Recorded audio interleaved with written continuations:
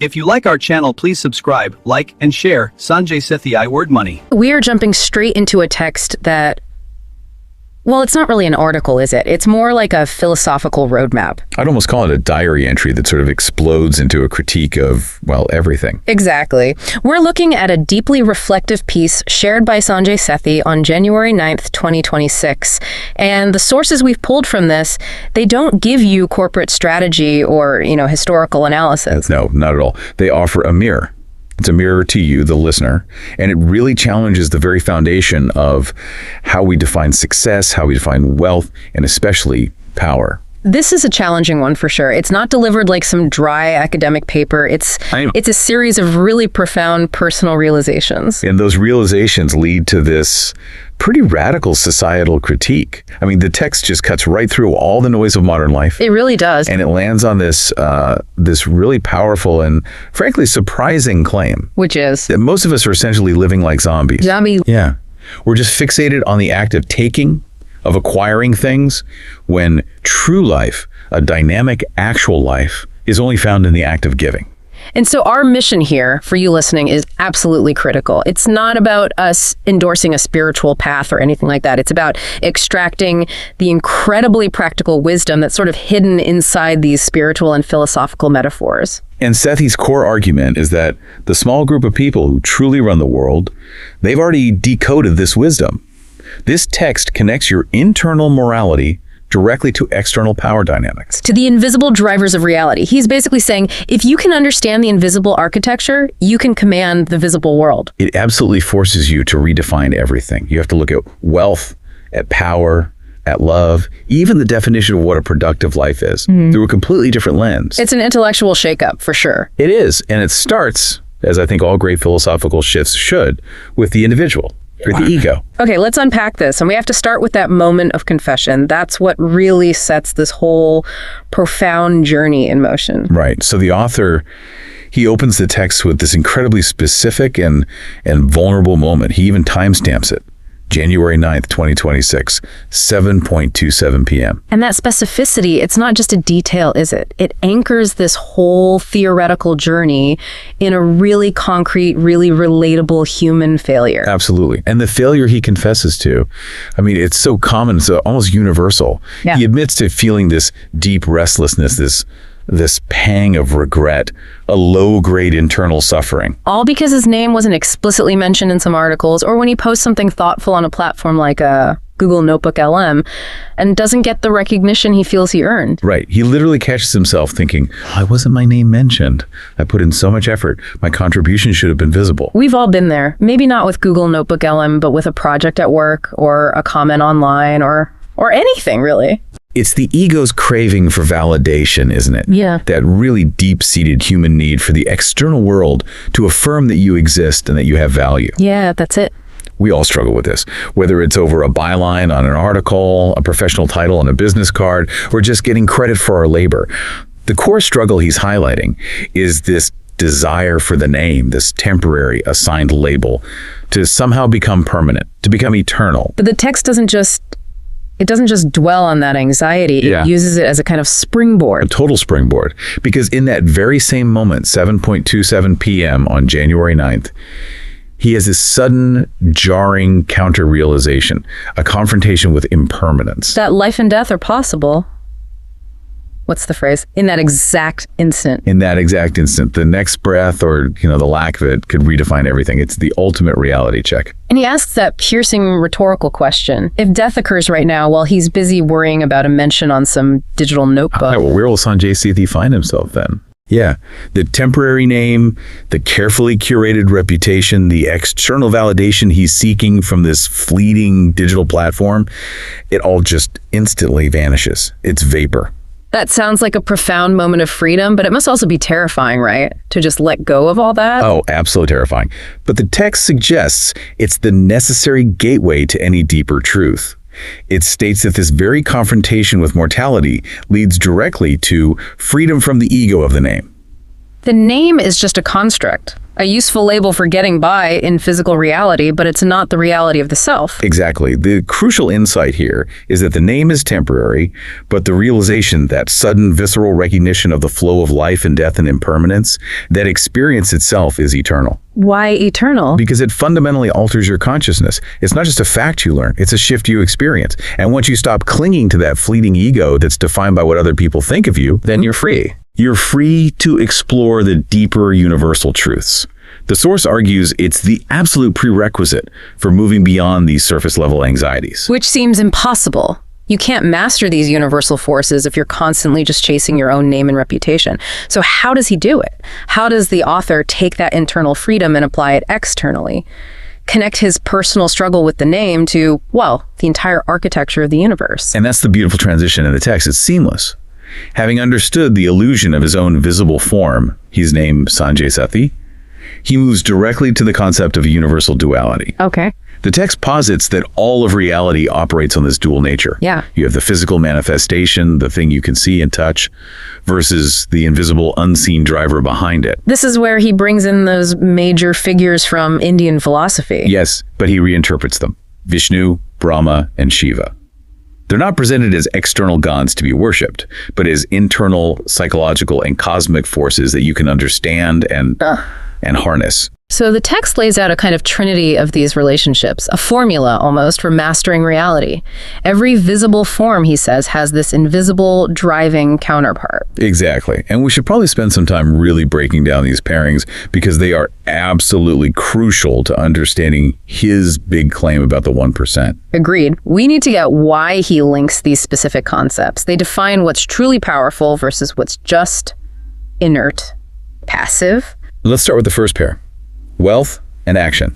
The physical form, the thing we all see and chase, is Lakshmi. Which represents material wealth. Gold, assets, property, the number in your bank account.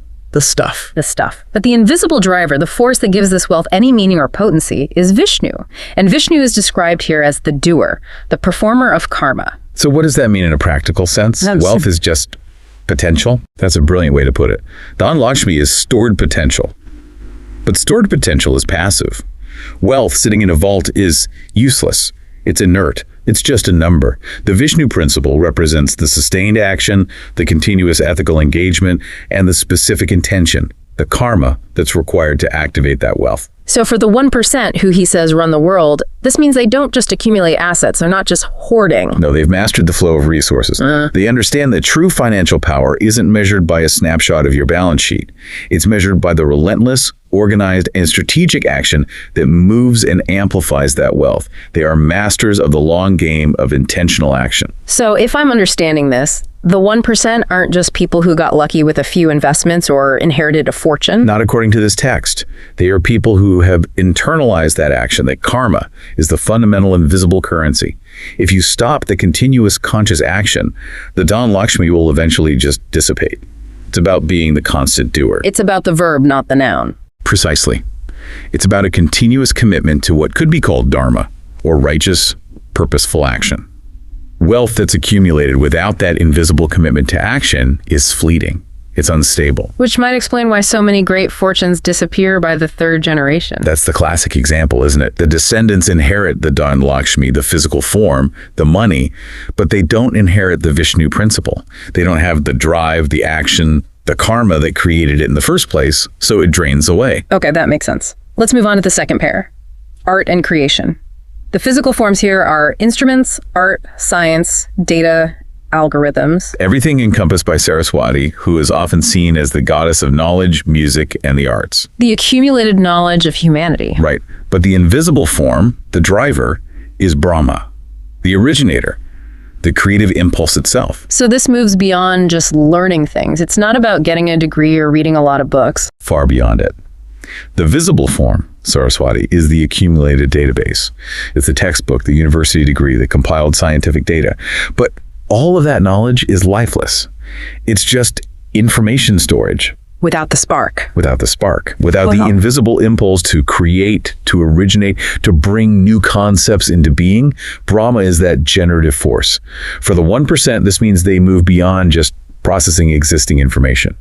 They're driven by the need to synthesize, to recombine, to generate entirely new paradigms. So they're not just playing the game, they're inventing new game. Exactly. Whether that's a new scientific breakthrough, a new business model that disrupts an entire industry, or a novel application of technology that nobody saw coming. They don't just manage the existing library of information, they command the principle of creation itself. So if the average person spends their time learning established science, The 1% are spending their time figuring out how to break that science and rebuild it. They're obsessed with the origin point, with what if. it's a focus on the cause, not the effect. Precisely. They understand the true competitive advantage, true leverage, is always at the creative edge. It's at the point where the existing known reality, Saraswati, is transformed by that unseen originating impulse, Brahma. They're focused on creating the future state of reality, not just managing the current one. Okay, and that brings us to the third pairing, which feels, well, it feels the most critical for understanding real-world kinetic power. I agree. This is power in operation. So the physical forms are weapons, physical strength, institutional capacity, huge organizational structures, all represented by Durga or Shakti, raw power. Manifested capability. A massive company, a potent military force, a highly centralized government. It's the visible might.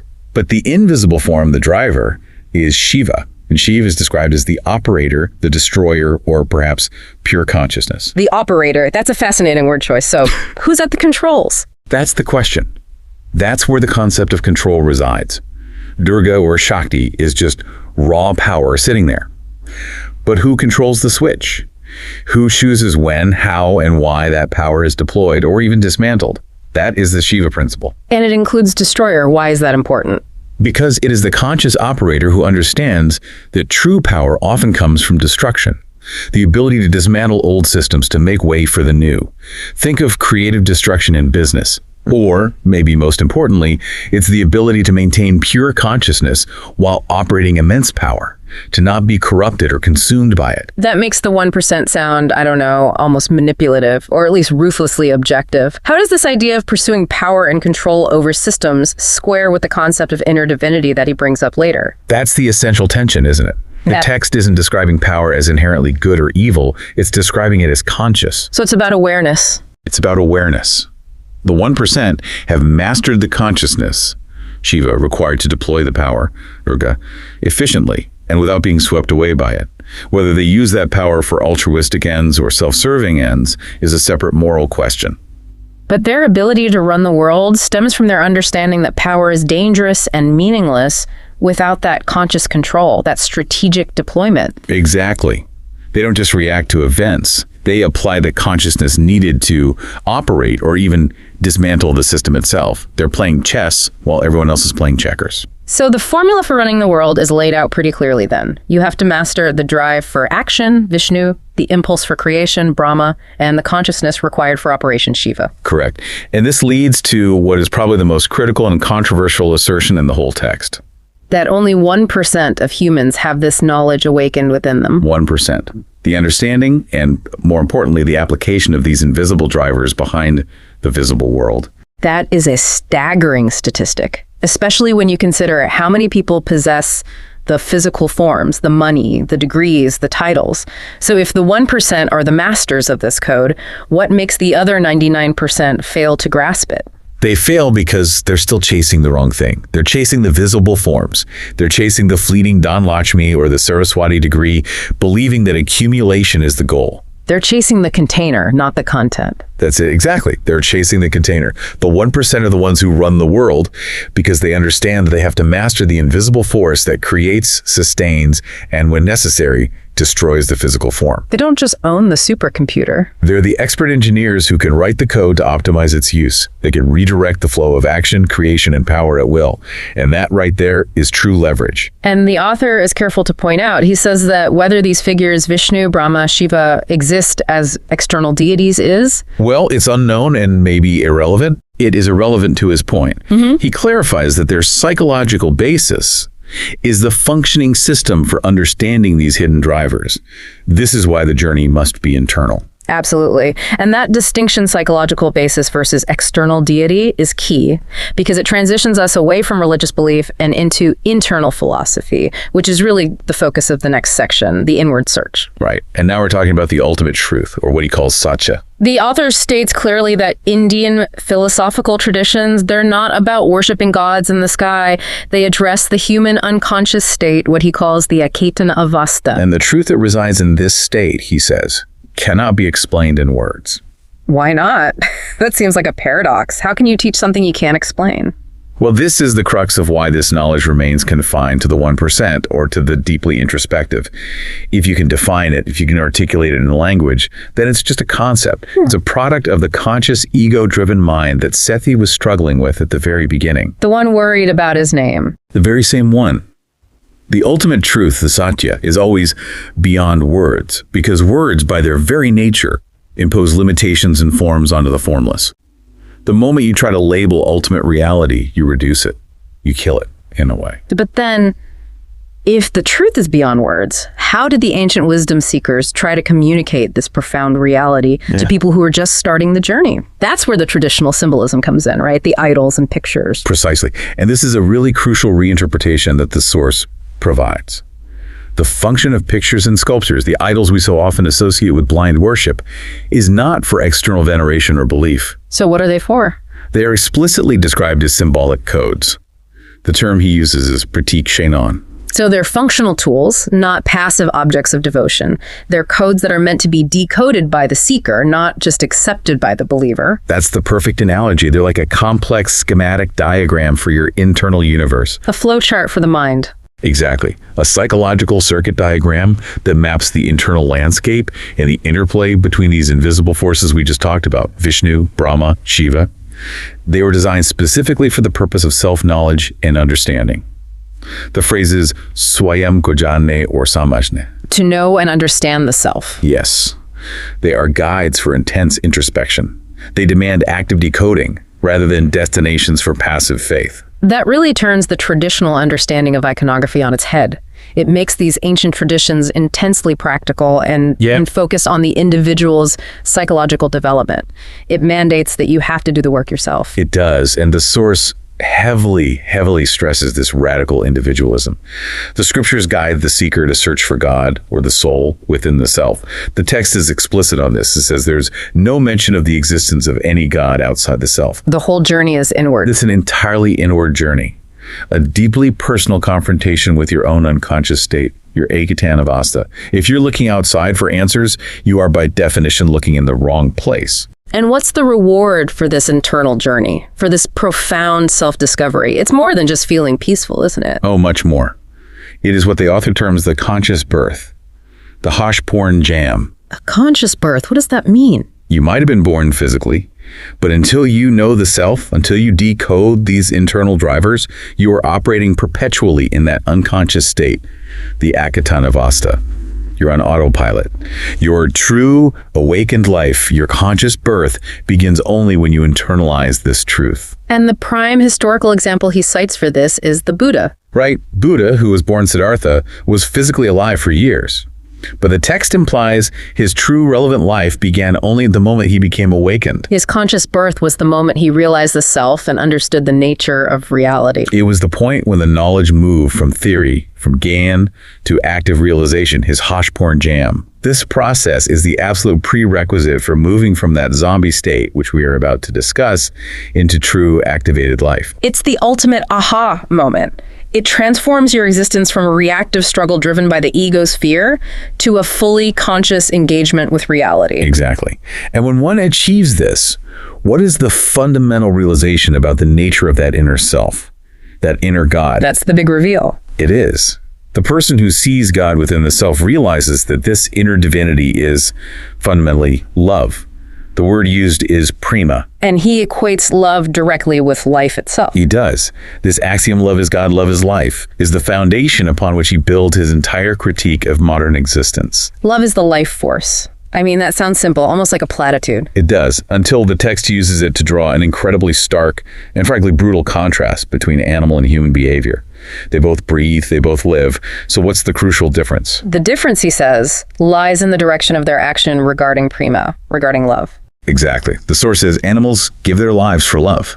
And he's implying this unconditional loyalty, self-sacrifice, a genuine, uncalculating connection. You know, the dog who runs into the burning building to save its owner. Right. Whereas humans, on the other hand, they perform a very specific, almost insidious act. They take the lives of their own by creating the trust of love, only to betray it for gain, for status, or just out of fear. That is a catastrophic assessment of human interaction. Yeah. That we manufacture the facade of love, that we establish trust, but only to use it as a means of acquisition or even worse, as a weapon to manage our own insecurity. It highlights the central tragedy that he sees. Everyone wants love. Everyone craves to receive it, but he says no one gives it. And this scarcity of genuine giving, the author argues, is driven by an overwhelming internal deficiency. He draws a vital philosophical distinction here. He does. He contrasts daya, which is like compassion or pity, with prema, which is true love. What's the difference? Daya is transactional. You might receive compassion. You might get a handout or pity from the world. You might give aid to someone you feel sorry for, which secretly keeps you feeling superior or safe. It's conditional. But true love. True, self-generated, unconditional love, prema, you will not find that in the external world. You won't find it in that conditional giving. Prema has to be generated internally with absolutely no expectation of return. The psychological barrier here seems insurmountable for most people. If everyone is just trying to take, why can't humans generate and give this true love? The text provides a very direct, very stark answer. A person can only give what is within them. And what's hidden inside the vast majority of humans, the 99%. Not prema. What's inside is only fear and the path to avoid fear. That is a devastating diagnosis. Fear of what, exactly? Fear of scarcity, fear of irrelevance, fear of mortality, fear of uncertainty. All of the above. Fear is the primordial engine of the ego. And what's the most common, the most accessible, the most socially acceptable path that people take to avoid that debilitating fear? He calls it the obsessive external race to acquire wealth, which is described as the compulsive path of taking or receiving. The word is lena. If you're afraid of scarcity, you seek material abundance to soothe that fear. If you're afraid of irrelevance, you seek the status that wealth provides. So the endless pursuit of material wealth of Don Lakshmi isn't an impulse toward prosperity. He's saying it's a fear management strategy. That is the fundamental assertion.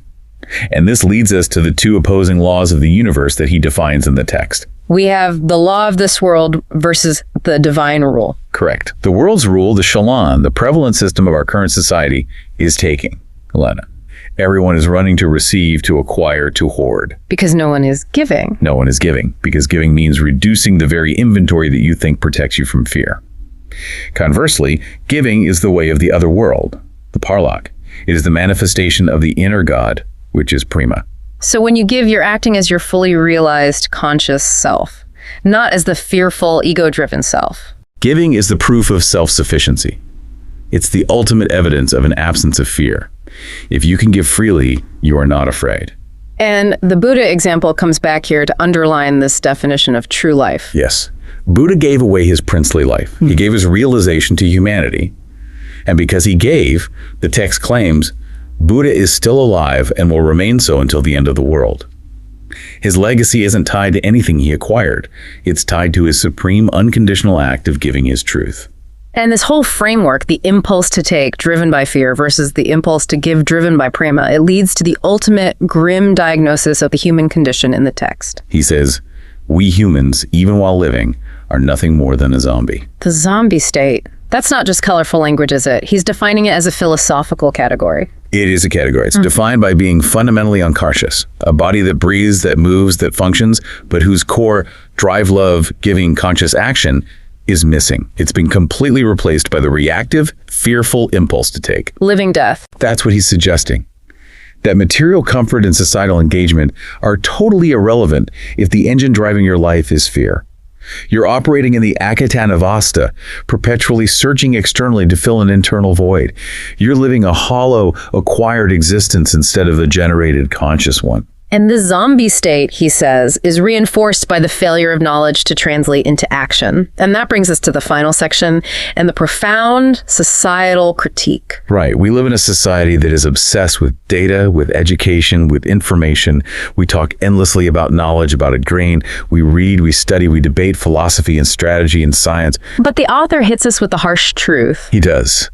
That all that knowledge never becomes behavior. The word is vyavahar. And that gap between theory and practice is immense. We know we should meditate, we know we should exercise, we know we should be kind, but that knowledge so often just remains inert information. It never manifests as a consistent pattern of conduct. And that gap is precisely what separates the conscious human from the zombie. You can possess all the knowledge in the world, you can memorize the scriptures, you can master the science, you can understand the trinity of Vishnu, Brahma, and Shiva intellectually.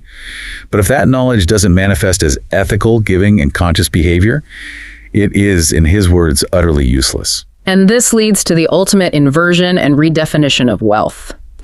The wise, the text states, have defined behavior itself, vyavahar, as the supreme wealth. This is the critical insight that ties it all together. Wealth is not defined by your external assets. It's defined by your internal quality.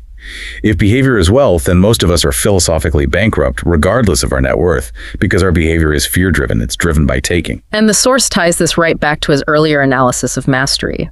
This superior behavior, this conscious giving vyavahar, is found consistently in that same 1% of humans who run the world. Yes. So the 1% aren't just rich in dollars. They are behaviorally wealthy. Right. They have mastered the inner drive, the prima, and they have translated that mastery into external conscious behavior, vyavahar, that gives them leverage over systems and over people. They are consistent, they are calculated, they are intentional. While the rest of us were described as being like a leaky pot with a broken base. No matter how much we're filled with knowledge or material goods, we just empty out just as quickly. It's the ultimate failure to retain and apply wisdom. We accumulate facts and ideas, but they leak out instantly because the vessel, the conscious, fear-free self, is broken by this constant, unconscious obsession with taking. And this leads the text into a fierce, almost tragic critique of modern materialism. The critique is extreme, really, in how it shows the lust for taking has just metastasized in society. The claim is startling. He says the lust for taking is so extreme that if man had his way, he would start selling air and light just like he sells land. That's not literal, obviously, but it's a powerful metaphor for the relentless financialization and commoditization of everything necessary for life. We see it today, don't we? The commodification of essential data, the control over clean water sources, even the concept of carbon credits. The goal is always to privatize the universal, driven purely by that fear-based desire to acquire and control more. And the devastating irony is amplified when he talks about land. Humans fight against their own people. The phrase is, Apno se he let the high over land that never belonged to anyone in the first place. Land is the perfect symbol of the temporary. It mirrors his initial realization about the temporary nature of his own name. It just highlights the sheer absurdity of fighting over something that is fundamentally non-honorable in the grand scheme of cosmic time. And the author asks that piercing question again. If the land is successfully acquired, what will you do with it? Which sets the stage for a very modern, almost sociological critique about legacy and lineage. This is a fascinating observation. He's tying the obsession with extreme wealth acquisition directly to the decline of the traditional means of passing on that wealth, the family unit itself. How so? He observes these contemporary sociological phenomena. People choosing to have just one or two children, children leaving the family sphere and moving abroad after their education, the rise of bachelorhood, or the choice not to have children at all. Which all leads to the extinction of lineage. The word he uses is vanshash. That is a profound connection he's making. We are sacrificing the very continuity that we claim we're building all this wealth for.